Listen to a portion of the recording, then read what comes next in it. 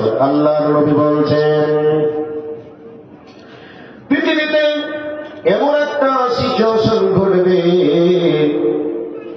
মুসলমানদেরকে মারার ব্যাপারে তারা সকলেই এক হয়ে যাবে। তাদের ধর্ম আলাদা হতে পারে, রাজনৈতিক দল আলাদা হতে পারে, কিন্তু মুসলমানদেরকে মারতে হবে এই ব্যাপারে তারা এক হয়ে যাবে।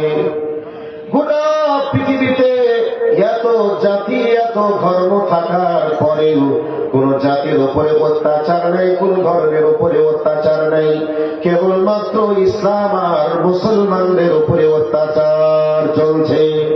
এবার বলবেন আমরা নাকি সংখ্যায় কম। না না না, আমরা সংখ্যায় কম একথা কে বলছে? আমরা সংখ্যায় কম নই। বর্তমান পৃথিবীতে মুসলমান মনে হয় যেন 2 নম্বরে সংখ্যায় রয়েছে। এরপরে মুসলমানদের উপরে অত্যাচার চলছে, নির্মমভাবে নিষ্পেষণ চলছে। এগুলি কেন ঘটবে? বিশ্ব নবী আমার সাহাবীদের কাছে বলছেন, শুনে রেখে দাও, মুসলমান নওজওয়ান পৃথিবীতে জুলুম অত্যাচারে ভরে যাবে। মুসলমানদেরকে পাখির মতো করে গুলি করে হত্যা করা হবে। এই অবস্থায় পৃথিবীতে কেমন কোন বিশ্ব নেতা থাকবে না। মুসলমানদেরকে কেন মারা হচ্ছে, তাদের অপরাধ কি এ কথা বলার আজকে সেই প্রেক্ষাপটটা চলছে। গোটা পৃথিবীতে মুসলিমদেরকে মারছে, গোটা পৃথিবী যেন নীরব দর্শক হয়ে গেছে। আর এভাবে মুসলমানদের উপরে অত্যাচার চলছে, মুসলমানদেরকে পাখির মতো করে গুলি করে হত্যা করা হচ্ছে। ভারতবর্ষে বিভিন্ন রাজ্যে মুসলমানদেরকে মারা হচ্ছে, ফেসবুকে পোস্ট করে ভাইরাল করা হচ্ছে। এরপরে প্রশাসনিক ভাবে কোন রকমের তাদের ব্যবস্থা নিচ্ছে না, বরং রাজনৈতিক ভাবে তাদের প্রমোশন দিয়ে মানা পড়িয়ে তাদেরকে বরণ করা হচ্ছে, রাজনৈতিক ভাবে তাদের প্রমোশন দেওয়া হচ্ছে। সাধারণ মেম্বার ছিল, তাকে এমএলএ এমপি বানিয়ে দেওয়া হচ্ছে। এইরকম প্রেক্ষাপট যেন বর্তমান সময়ে ভারতবর্ষে চলছে। আমার ভাই আমার বন্ধুরা, বিশ্ব নবী আমার 1500 বছর পূর্বে সাহাবীদের সামনে যখন বক্তব্য দিচ্ছিলেন, বলছিলেন, এই অবস্থায় সাহাবীরা বলছেন, নবী গো এমনটা ঘটবে সেই সময় মুসলমান নাকি সংখ্যায় কম থাকবে? নবী বলছেন না না, সংখ্যায় কম থাকবে না, বরং বেশি থাকবে। সাহাবীরা বলছেন তাহলে কেমন করে ঘটবে? নবীজি বললেন, ও আমার সাহাবীরা শোনো গো, যেমনি ভাবে পানির স্রোত যেদিকে বইয়ে চলে যায়, সেই দিকে নোংরা আবর্জনা খড়কুট পানির স্রোতের সঙ্গে বইয়ে চলে যায়।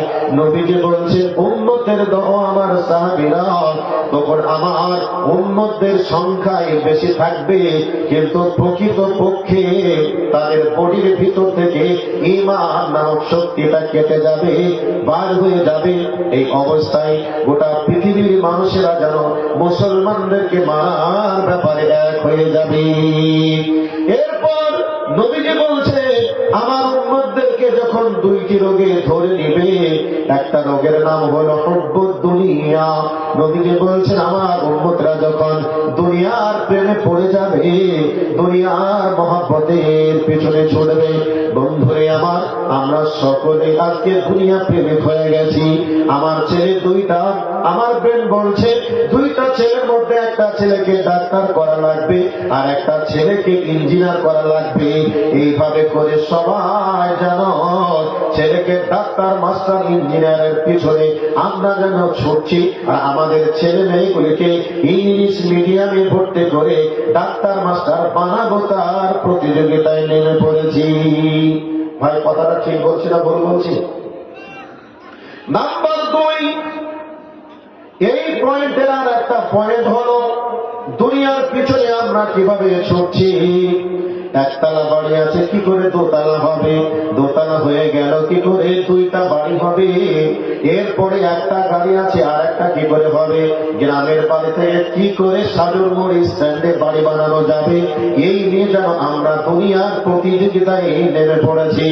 নাম্বার 2, নবীজি বলছে ওয়াকারাহিয়াতুল মউত, যখন আমার উম্মতেরা মৃত্যুকে অপছন্দ মনে করবে। সাহাবীরা জানতেন এই জায়গায় গেলে মরে যাব, শহীদ হয়ে যাব। এরপরে এক চুল পরিমাণ পা তাকে পিছনে দিতেন না, আর ভাবনা চিন্তাও করতেন না মরে যাব কি হবে। এ ভাবনা চিন্তা না করে মৃত্যুকে তারা স্বাগতম, ওয়েলকাম জানিয়েছে। আর নবীজি বলছেন, আমার উম্মতেরা মৃত্যুকে অপছন্দ মনে করবে। বর্তমান সময়ে শরীরে কোনো রোগ নেই, এরপরে অল বডিকে চেক আপ করার জন্য টাকা যদি কম থাকে, চলে যাচ্ছে কলকাতায়, টাকা বেশি আছে, চলে যাচ্ছে ব্যাঙ্গালোরে, চলে যাচ্ছে আপনার কিনা ওই আপনার সিএমসি ভেলোর হসপিটালে, তার থেকে টাকা বেশি আছে, বহির্বিশ্বে গিয়ে অল বডি চেক আপ করে চলে আসছে। এখন ডাক্তার যদি বলেন আপনার শরীরে তেমন কোনো রোগ নেই, কিন্তু রক্তটা মনে হচ্ছে একটু মোটা হয়ে গেছে, সুগারের লক্ষণ দেখা গেছে, এই অবস্থায় আপনাকে এই খাদ্যগুলি খাওয়া যাবে না, আর আপনাকে সকাল সকাল 2-3 কিলোমিটার হাঁটা লাগবে। ডাক্তারের কথা অনুযায়ী এবার খাবার মেনটেন্স করতে শুরু করে দিল, আর সকাল সকাল উঠে 2-3 কিলোমিটার হাঁটতে শুরু করে দিল। তবে এটা আমি নিন্দা দিচ্ছি না, আপনি করছেন ভালো কথা, কিন্তু বলে দিন ডাক্তারের গাইডকে এত সুন্দর করে মানলেন, এরপরে আল্লাহ যে সময় নির্ধারণ করেছে ওই সময়ের 1 সেকেন্ড লেট করে আপনি মারা যাবেন, এরা বিশ্বাস কি করতে পারবেন? ভরসা কে আছে? না না না, আপনার জন্য যেই টাইম আল্লাহ দিয়েছে ওই টাইমেই আপনাকে যেতে হবে।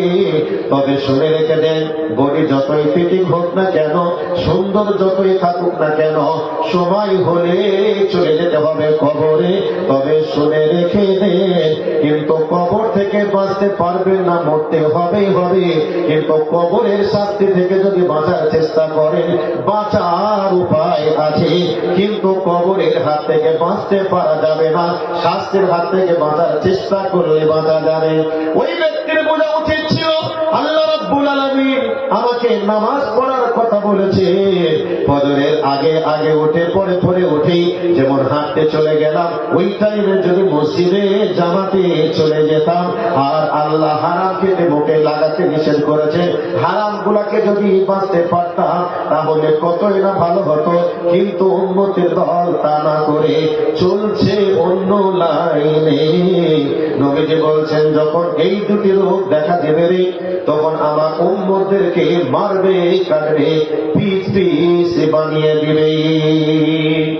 এবার আপনারা বলবেন, মৌলানা সাহেব এই জায়গা থেকে ফিরে আসার কি কোনো পথ আছে? আমি বলবো যে আছে। এবার কোরআনের আয়াতটা বলে দিচ্ছি, বক্তব্য শর্টে দিচ্ছি। আল্লাহ রাব্বুল আলামিন বলছেন সূরা নূরের 55 নম্বর আয়াতে, ওয়াদাল্লাহুল্লাযীনা আমানু মিনকুম ওয়া আমিলুস সালিহাতি লা ইস্তাখলিফান্নাহুম ফিল আরদি। আল্লাহ রাব্বুল আলামিন বলেন, হে আমার বান্দারা, আমি তোমাদের কাছে ওয়াদা করলাম, তবে কাদের কাছে? যারা ঈমান এনেছে এবং নেক আমল করেছে। এক কথা, ঈমানদার এবং নেককার মানুষদের কাছে আল্লাহ বলছেন, আমি ওয়াদা করলাম তোমাদেরকে জমিনের নেতা বানিয়ে দিব রে, যদি তোমরা নেক আমল করো আর আমার উপরে যদি তোমরা বিশ্বাস করো, আমি আল্লাহ তোমাদের জমিনের প্রতিনিধি বানিয়ে দিব। জমিনের নেতা বানাবে কাদেরকে? যদি তোমরা ঈমান এবং আমল করতে পারো, তোমাদেরকে জমিনের প্রতিনিধি বানাবো। এবার বলবেন, মৌলভী সাহেব তুমি দেখতেও যেমন মোটা, সারা বুদ্ধিটা তোমার মোটা কেন? এরা ভারতবর্ষ গণতান্ত্রিক দেশ, যাদের সংখ্যা বেশি তারাই ভোট দিয়ে সরকার গঠন করবে, এটাই ঠিক।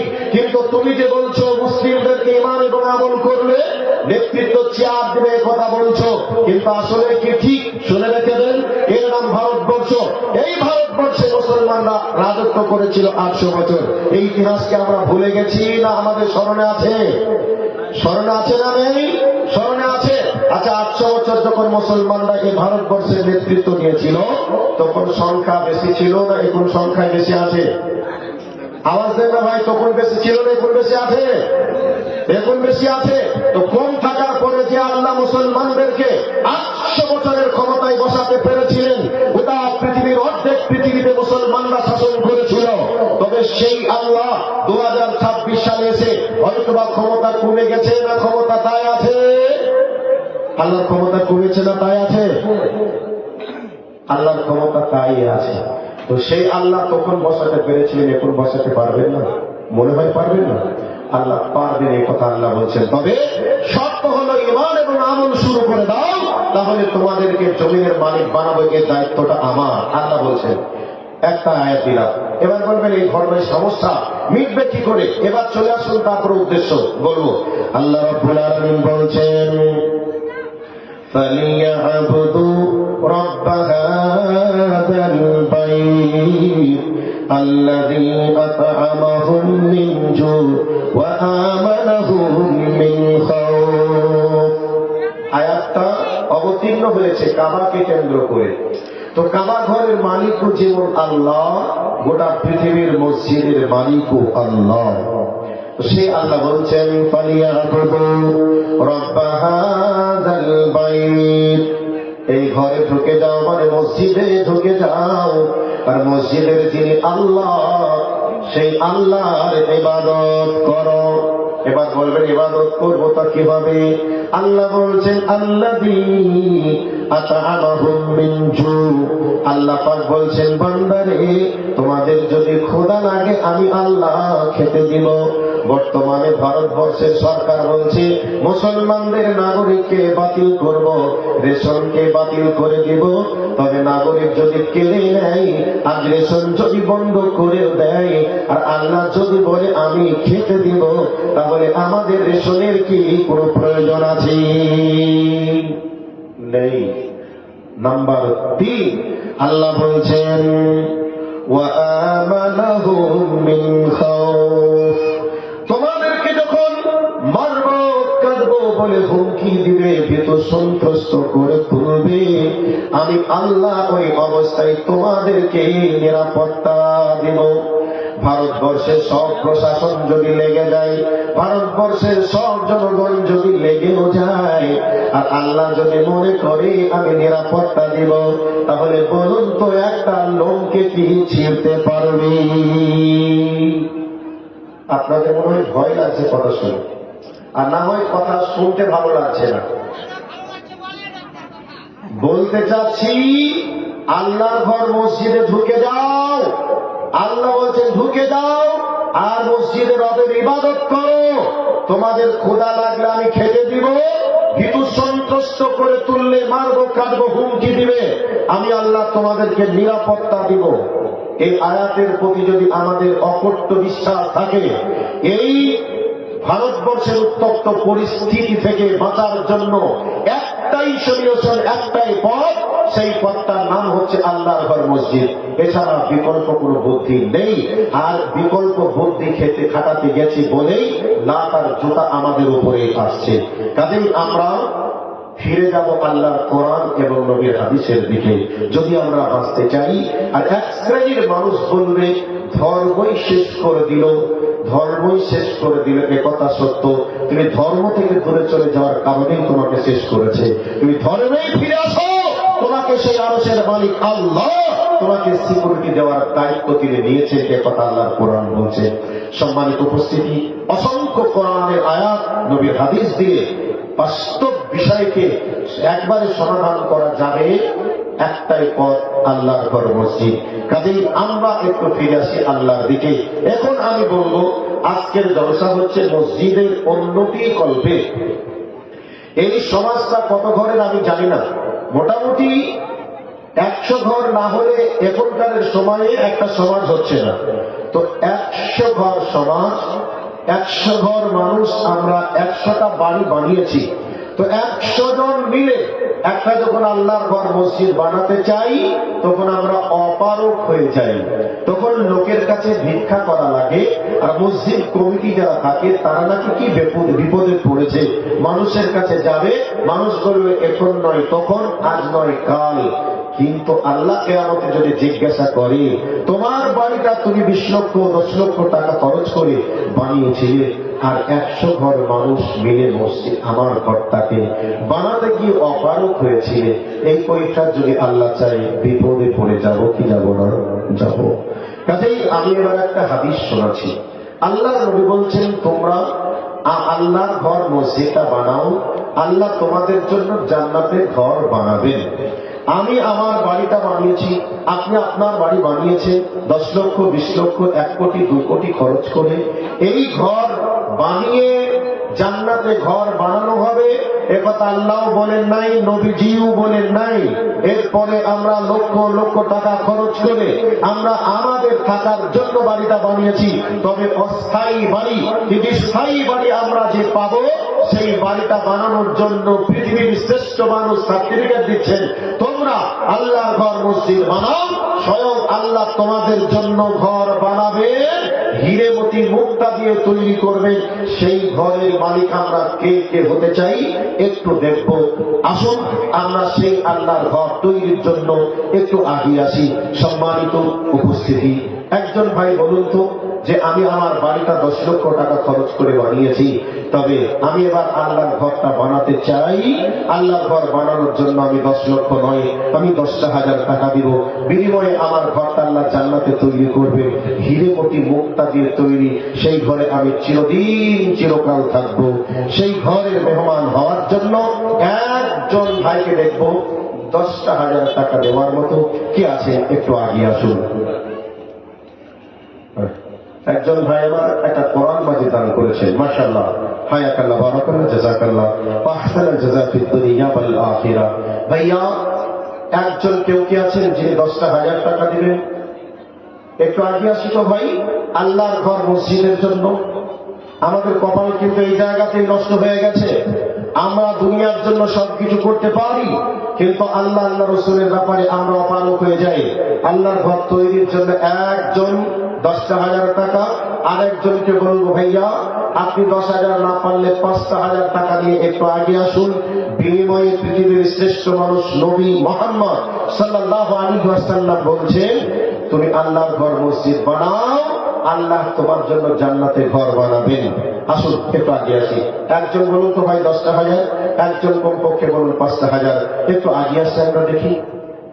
আরে অমিত শাহ, নরেন্দ্র মোদী, যোগী আদিত্যনাথ, হেমন্ত বিশ্ব শর্মা কত মসজিদ ভাঙবে, ভাঙুক না। তার বুলটাজারের কত গতি আছে, কত তেল আছে, দেখিও আমরা। তারা ভাঙবে আর আমরা গড়বো। তারা ভাঙুক, আমরা গড়বো। এটাই আমাদের দায়িত্ব হবে, কর্তব্য হবে। অক্লান্ত মেহনত পরিশ্রম করে আমরা মাথার ঘামকে পায়ে ফেলিয়ে আমরা উপার্জন করে আল্লাহর ঘর মসজিদ বানিয়ে আখিরাতের জান্নাতে যাবো। আর এই বেঈমানের বাচ্চা বেঈমানগুলি তারা ভালো ভেঙে জাহান্নামের নর্দমার কীট হোক। এই জন্য আমরা মধ্যে মুজাহিদ নওজোয়ান তরুণ আগিয়ে আসবো আল্লাহর ঘর মসজিদ বানানোর জন্য। আসুন একজন মধ্যে মুজাহিদ 10,000 টাকা দেওয়ালা কে আছেন? একজন। তার জন্য আমি মুসাফির হালাতে রয়েছি। নবীজি বলেছেন 3 শ্রেণীর মানুষের দোয়া ডাইরেক্ট কবুল হয়, তার মধ্যে একটা হলো মুসাফির। মুসাফির যে দোয়া করবে ওই দোয়া আল্লাহর দরবারে কবুল হবে। আমি হয়তো বেঈমান হতে পারি, এ কথা সত্য, কিন্তু আল্লাহর নবী বলেছেন মুসাফিরের দোয়া কবুল হবে। আমি মুসাফির, আপনাদের জন্য দোয়া করব। একজনকে আছেন 10,000 টাকা দেওয়ালা, একটু আগে আসুন তো ভাই। মসজিদ কমিটির যারা রয়েছেন, অত্র এলাকার ব্যবসায়ী ভাই আছেন, চাকরিজীবী রয়েছেন, কৃষক ভাইরা রয়েছেন, একটু আগে আসুন। মাত্র 10,000 টাকা দেওয়ালা একজন আসুন, 5,000 টাকা দেওয়ালা। আর তারপরেও কমপক্ষে হলে একজন মুখটা খুলুন সর্বপ্রথম যে আমি 2,000 টাকা দেবো। একটু আগে আসুন, একবার লিল্লাহি তাকবীরের আওয়াজ দিই, সিংহের মতো গর্জন দিয়ে বলুন যে আমার ঘর তৈরি হয়ে গেছে সত্য, কিন্তু আমার ঘর তৈরি করে আমি জান্নাতে ঘর পাবো এর কোনো গ্যারেন্টি কার্ড কোথাও থেকে পাই নাই, কিন্তু নবীদের মুখ থেকে আমি গ্যারেন্টি কার্ড পেয়েছি। আল্লাহর ঘর মসজিদ বানালেই জান্নাতে ঘর পাওয়া যাবে। সেই দিকে লক্ষ্য রেখে আল্লাহর ঘরের জন্য আমি 2,000 টাকা দিলাম, 5,000 টাকা দিলাম, 10,000 টাকা দিলাম। একবার জোরে বলি নারায়ে তাকবীর। কে আছেন ভাই? 5,000 টাকা 10,000 টাকা দিতেও যদি কষ্ট মনে হয়, আমার বাবাজি রিটায়ার্ড প্রবীণ মানুষ, যুবকদের মুখে ঝামা ঘষে দিয়ে বলছে যুবকরা পারলো না, আমি তো আছি। রিটায়ারমেন্ট ইনকাম হয়তো বা করতে পারে না, এরপরেও জান্নাতে ঘরের জন্য 2,000 টাকা একবারে কর করে মোদি মার্কার নোট দিয়েছে। নারায়ে তাকবীর, মাশাআল্লাহ। জাযাকাল্লাহ খায়রাল জাযা ফিদ দুনিয়া ওয়াল আখিরাহ। আল্লাহুম্মা সাল্লি আলাইহি আল্লাহুম্মা বারিক আলাইহি। আল্লাহ, তোমার বান্দা প্রবীণ মানুষ 2,000 টাকা নগদ দিয়েছে আল্লাহ তোমার ঘরের জন্য। আল্লাহ, তোমার নবী বলেছেন, মান বানাল মসজিদা লিল্লাহি বানাল্লাহু লাহু বাইতান ফিল জান্নাহ, যে ব্যক্তি আল্লাহর ঘর মসজিদ বানাবে তার জন্য আল্লাহ জান্নাতে ঘর বানাবেন। আল্লাহ, তোমার বান্দার জন্য জান্নাতে ঘরটা তুমি রিজার্ভ করে রাখো। আয় আল্লাহ, জীবনের ভুল ভ্রান্তিগুলি তুমি ক্ষমা করে দাও। রব্বুল আলামিন তিনাকে শিফায়ে কামিল আযিলা দান করো। আত্মীয় স্বজন যারা তোমার কাছে চলে গেছে সবার কবরের শাস্তিকে তুমি মাফ করো। সংকীর্ণ কবরকে প্রশস্ত করো, অন্ধকার কবরকে আলোকিত করো। আমার ওই বাবাজি যখন দুনিয়া থেকে যাবে আল্লাহ কালেমায়ে তাওহীদের প্রতি বিশ্বাস রেখে শেষ বিশ্বাস ত্যাগ করার তৌফিক দান করো, সকলে বলি আমিন। আরেকজন বেনামিতে 500 টাকা দিয়েছে। আয় আল্লাহ, তোমার বান্দা কে কি বান্দা না বান্দি তুমি জানো, আমরা জানি না। আল্লাহ, তোমার বান্দার দানকে তুমি সাদরে মঞ্জুর করো, জিন্দেগির ভুল ভ্রান্তিগুলি ক্ষমা করো। আল্লাহ, 500 টাকার বিনিময়ে 5 লক্ষ টাকার মালিক তুমি দুনিয়ায় বানাও। 5 কোটি টাকা সব তার আমলনামায় জমা করো, আমিন। জাযাকাল্লাহ খায়রাল জাযা ফিদ দুনিয়া ওয়াল আখিরাহ। আল্লাহুম্মা সাল্লি আলাইহি আল্লাহুম্মা বারিক আলাইহি। ভাইয়া, আপনাদের এলাকা অত্যন্ত ধনী এলাকা, আমি জানি, দান প্রিয় এলাকা। কাজে আমি 5,000 টাকা চেয়েছি, 10,000 টাকা বেশি চাই নাই, মাত্র 10,000 আর 5,000 করে চেয়েছি। একজন 2,000 চেয়েছিলাম, একজন প্রবীণ বয়স্ক শ্রদ্ধেয় পিতাজান উনি দিয়েছেন 2,000, একজন 500, আরেকজন ভাই আমার 500 টাকা দিয়েছে। হায়াকাল্লাহ বারাকাল্লাহ জাযাকাল্লাহ খায়রাল জাযা ফিদ দুনিয়া ওয়াল আখিরাহ। আল্লাহুম্মা সাল্লি আলাইহি আল্লাহুম্মা বারিক আলাইহি। ভাইয়া, 5,000 টাকা দেওয়ার কেউ নেই? কালেকশনকে আগে হয়ে গেছে, সবাই কালেকশন 50 কিলো রড কে দিল না? আপনি কিলো আচ্ছা, বেনামিতে একজন 50 কিলো রড, এটা কি 1 কুইন্টাল করা যাবে না? 1 কুইন্টাল করা যাবে না? 50 কিলো রড। আজকে মসজিদের কি কাজ বাকি আছে? তৈরি হবে, বাদ দিয়ে তৈরি হবে। আচ্ছা, একজন বেনামিতে 50 কিলো রড দান করেছেন। আল্লাহ তার দানকে তুমি কবুল করো। রডের কাজ কি? বিল্ডিং কে ধরে রাখা। আল্লাহ, ওনাকেও তুমি দিন ইসলামের উপরে তুমি অটল থাকার তৌফিক দান করে, যেন পদস্খলন ঘটে না যায়। আল্লাহ, আত্মীয় স্বজন যারা তোমার কাছে চলে গেছে তাদেরকে তুমি মাফ করে দাও। আল্লাহ, ওনার বাড়ির সকলকে তুমি নামাজি বানিয়ে দাও। রব্বুল আলামিন, কেউ যদি অসুস্থ থাকে আল্লাহ তাকে শিফায়ে কামিলা আযিলা দান করো, আমিন। জাযাকাল্লাহ খায়রাল জাযা ফিদ দুনিয়া ওয়াল আখিরাহ। আল্লাহুম্মা সাল্লি আলাইহি আল্লাহুম্মা বারিক আলাইহি। ভাইয়া, একটু আগে আসুন তো, কত আছে ভাই? 1200। একজন যুবক ভাই আমার 1200 টাকা দিয়েছে। আল্লাহ, আমার ভাইয়ের দানকে তুমি সাদরে মঞ্জুর করো। হায়াকাল্লাহ বারাকাল্লাহ জাযাকাল্লাহ খায়রাল জাযা ফিদ দুনিয়া ওয়াল আখিরাহ। আরেকজন ভাই আমার 1500 টাকা দিয়েছে। আল্লাহ, আমার ভাইয়ের দানকে তুমি কবুল করো, মনের আশাকে পূরণ করো, জিন্দেগির গুনাহকে তুমি মাফ করো, আমিন। আল্লাহুম্মা আমিন। কি বললেন? টুকন ভাই 5 বস্তা সিমেন্ট দিয়েছেন। আল্লাহ, তোমার বান্দা দানকে তুমি কবুল করো। আরেকজন ভাই বেনামিতে 1000 টাকা দিয়েছে। আল্লাহ, তোমার বান্দা দানকে তুমি সাদরে মঞ্জুর করো, মনের আশাকে পূরণ করো। 1000 টাকা দিতে এসে চিন্তা ভাবনা করলে 200 টাকা রেখেই বা কি করবো? দিয়ে দিয়ে আল্লাহর ঘরে যদি জান্নাতে ঘরটা পেয়ে যায়, এ নিয়ে 100% পাবেন ইনশাআল্লাহ।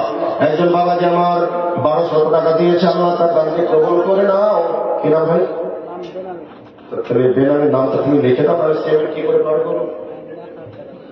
একজন 1000 টাকা বেনামি, আর একজন বেনামি ভাই আমার 500 টাকা আর 5 বছর ছিল। ওখানে নামটা চুপ করে লিখে দাও, আমাকে বলতে হবে ওখানে লিখে দাও, আমি খুঁজে পারবে।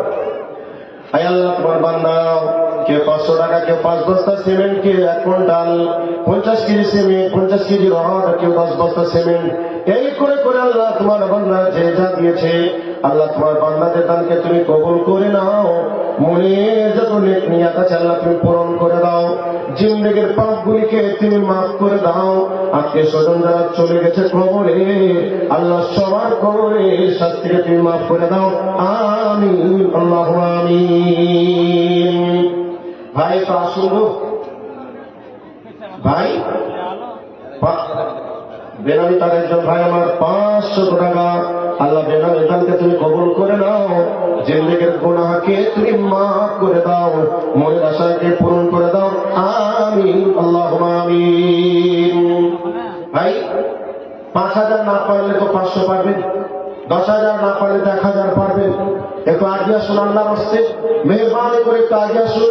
আমার মা ও বোনেরা যারা আছেন, আপনারা কিছু না কিছু আপনারা পাঠান। 500, 1,000, 200, 300, 100 করে 50, 20 যা আছে একটু আল্লাহর হস্তে পাঠিয়ে দেন। আমার টাইম তো প্রায় শেষের দিকে এসে গেল, আর আগে থেকে সিগন্যাল আসছে।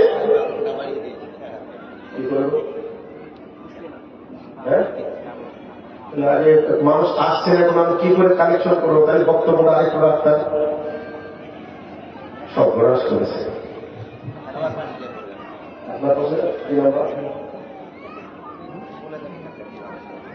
ও মুসলিম আপনি কত টাকা বেতন দেন তো মূল হিসেবে? বেতন খুব বেশি দেন নাকি? 7,000। 7,000 বেতন পাওয়ার পরে যদি 5,000 টাকা দেয়, থাকে ক হাজার? 2,000। 2,000 একটা মানুষের সংসার চলবে তো এক মাস? আল্লাহ চালিয়ে দিবে। আমার তো আল্লাহ চালাই, আপনার কি করে চালাবো সেটা একটা করছি। দেখছি ও মালখানি সাইডে আছে, তাই না? আচ্ছা আচ্ছা, মাশাআল্লাহ। আপনাদের মসজিদের ইমাম সাহেব উনি 5,000 টাকা, মাশাআল্লাহ, জাযাকাল্লাহ খায়রান জাযা ফিদ দুনিয়া ওয়াল আখিরাহ। আল্লাহুম্মা সাল্লি আলাইহি, আল্লাহুম্মা বারিক আলাইহি। মাবুদ গো, তোমার বান্দা মসজিদের ইমাম 5,000 টাকা তোমার দরবারে দিয়েছে। রব্বুল আলামিন তোমার বান্দার দানকে তুমি কবুল করে নাও।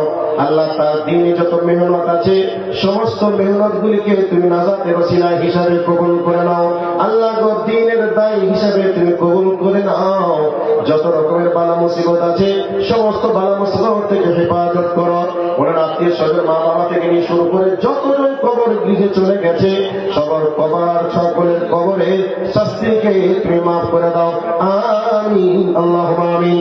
জাযাকাল্লাহ খায়রান জাযা ফিদ দুনিয়া ওয়াল আখিরাহ। আল্লাহুম্মা সাল্লি আলাইহি, আল্লাহুম্মা বারিক আলাইহি। আল্লাহ তোমার আরেকজন বান্দা 100 টাকা দিয়েছে। আল্লাহ তোমার বান্দাদেরকে কবুল করে দাও, মনের আশাকে তুমি পূরণ করে দাও। আমিন, আল্লাহুম্মা আমিন। আরেকজন 100 টাকা দিয়েছে। রব্বুল আলামিন তোমার বান্দাদেরকে কবুল করে নাও। আমিন, আল্লাহুম্মা আমিন। জাযাকাল্লাহ খায়রান জাযা ফিদ দুনিয়া ওয়াল আখিরাহ। আল্লাহুম্মা সাল্লি আলাইহি, আল্লাহুম্মা বারিক আলাইহি। ভাই 2,000 চেয়েছিলাম, পেয়েছি। 5,000 চেয়েছিলাম, আমার সম্মানিত শাইখ ইমাম সাহেব বলে দিয়েছেন। চেয়েছিলাম আর একটা 10,000, আসি নাই। এতগুলো মানুষের মাঝে কি অপমান হবো? 10,000 টাকা দেওয়ার কেউ নেই ভাই। তা পরবর্তী বক্তার হাতে দেবেন নাকি জানি না। পরবর্তী বক্তার হাতে দেবেন। আমার কথা হয়তো আপনাদের ভালো লাগেনি বা ভালো লাগছে না, এই জন্য রাগ করলেন নাকি আমার উপরে? দেবেন না কেউ? 10,000 টাকা কে আছে? একজন আসুন তো ভাই, একজন। 10,000 টাকা, তার জন্য প্রাণ খুলে দোয়া করুন। ভাইয়া যারা বসে আছেন, কেউ ফাঁকি দিয়ে নিজেকে বঞ্চিত করিয়েন না। আল্লাহর ঘর মসজিদ তৈরি হচ্ছে, নতুন মসজিদ। ওই মসজিদ থাকবে কিয়ামত পর্যন্ত। আমি আপনি চলে যাব।